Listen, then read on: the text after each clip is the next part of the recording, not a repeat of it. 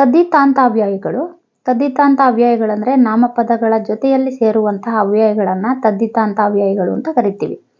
ಅಂತೆ, ಓಲ್, ತನಕ, ವರೆಗೆ, ಓಸ್ಕರ, ಸಲುವಾಗಿ, ಆಗಿ, ಓಸುಗ, ಓಲ್, ಮಟ್ಟಿಗೆ, ಇಂಥ ಪದಗಳು ತದ್ದಿತಾಂತ ಅವ್ಯಯಗಳು.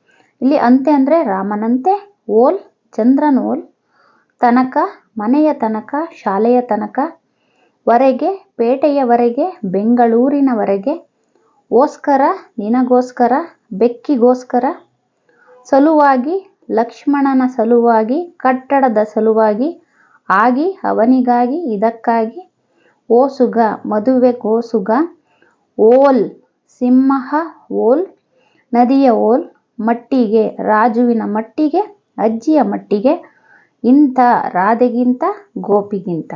ತದ್ದಿತಾಂತ ಅವ್ಯಯಗಳ ಬಗ್ಗೆ ಸಂಪೂರ್ಣ ಮಾಹಿತಿ ಕೊಟ್ಟಿದ್ದೀನಿ.